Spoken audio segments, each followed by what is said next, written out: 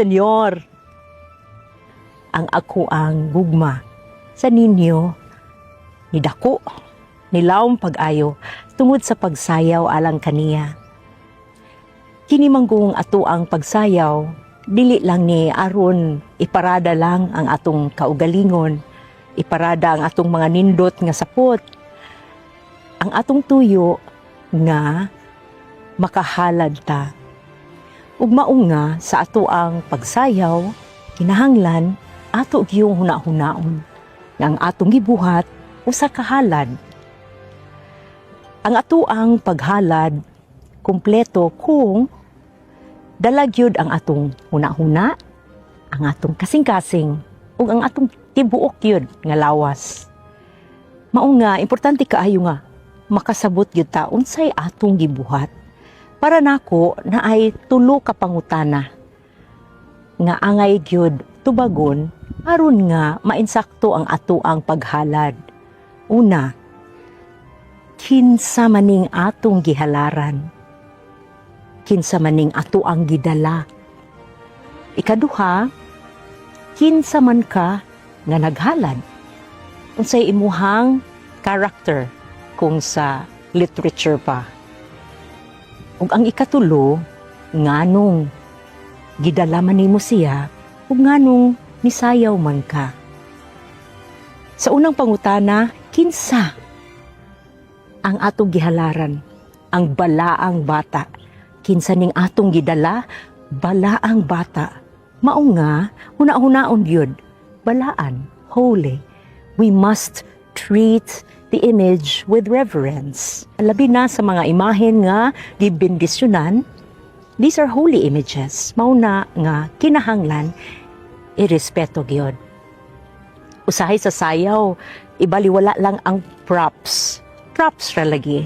Pero kana siya, kini siya, dili ni siya props. Siya ang hinungdan nganong naghalad ta. Sa ikaduha nga pangutana, kinsa man ka? Kinahanglan huna-hunaon nimo kung unsay imuhang character again. Imong role. Kaning mga festival queens, the inspiration comes from Queen Juana, ang Rayna humamay sa ubang accounts amihan. Rayna ni humabon. Nindot kaayo ning ang iyahang istorya. Sa gisulat ni Pigafetta, niingon siya nga si humamay gipresentar ang tulo ka imahen, gipapili siya o kining bata maiiyag yung gipili. In fact, nihilak siya pagkakita sa bata. Siguro natandog ang iyang kasing-kasing. Apan sa mga Agustino, sa libro ni Father Galende, OSA, gitawag ni ang iyahang pagpili sa ninyo nga proto-conversion. Siya ang example of conversion. In fact, a miraculous conversion. So, kung imong huna-hunaon nga ikaw simbolo ni Juana, ni amihan, ni humamay, imuhag yung isulod sa imong kasing-kasing. Ang imuhang pagkakita sa ninyo, usa ka bata. Bata siya, balaan, mao nga tarungon paggunit. Ang ato ang pagampo, ato ang gihatag kaniya, gihalad ngadto sa kahitasan. Ang ikatulo nga pangutana, nganong nisayaw man ka, nganong imo maning gibuhat, tungod kay nihalad ka. Kung muhalad ta, kinikinanglan kinasing-kasing. Kay doon na tayo gipangayo, kay tungod malipayon ta, tungod kay ato ang hitagaan og praise and worship ang atong Ginoo. Ang paghalad, kinahanglan pod nga, nagampo gyud ka.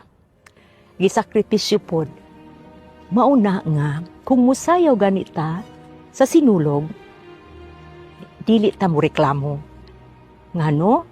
Kay ato maning halad, this is our sacrifice. And so, we must do it cheerfully. And that is why also, magsayaw gali, naagyod na ang pahiyom. Mapasalamaton ta, nangal liyupo ta, with the Holy Child, all of our being is involved. Bata siya, kinahanglan natong tarungon og dala. Bata siya, kinahanglan natong lingawon. Bata siya, kinahanglan imuhag yung tarungon paggunit. Sama lagod og naggunit og usa ka bata. So, ang musayaw nga nagdala sa ninyo, kinahanglan makahinumdum, kinsa ang atong gihalaran. Kinsa ka nga naghalad o nganong naghalad man ka. Dali na, magpitsenyor na ta. Viva Pitsenyor! Ha! Ha!